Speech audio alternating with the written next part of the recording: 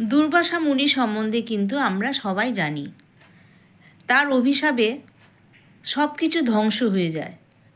কিন্তু এই দুর্বাসা মুনির জন্ম হয় কীভাবে সেটা কি আপনারা জানেন? তাহলে আমি বলি। পুরাণে আছে, একবার মহাদেবের প্রচণ্ড রাগ ওঠে। রাগের জন্যে তার শরীর দিয়ে আগুন বেরোতে থাকে। তার সেই আগুন দেখে সমস্ত দেবতারা ভয়ে লুকিয়ে পড়ে। পার্বতী তার সেই রূপ দেখে পার্বতী বলে ওঠেন যে এরকম রূপের সাথে আমি কখনো বসবাস করতে পারবো না।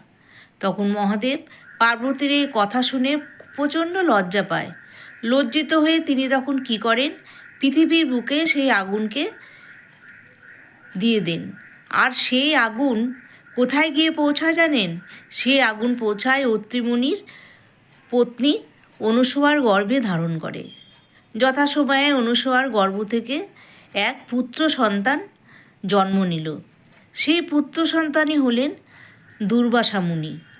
এই দুর্বাসা মুনি ছিলেন এমন মুনি যার অভিশাপে কিন্তু আগেই বলেছি সমস্ত কিছু ধ্বংস হয়ে যায়। তার ক্রোধ, তার এরকম ব্যবহারে কেউ তাকে সম্মান দিত না, বরং সবাই তাকে দূরে সরিয়ে দিত। তার এমনই অভিশাপ ছিল। আর তার নাম দুর্বাসা, কারণ তার সাথে কেউ বসবাস করতে পারত না এবং পারবেই না এবং পারেনি। এইভাবে হয় দুর্বাসা মুনির জন্ম।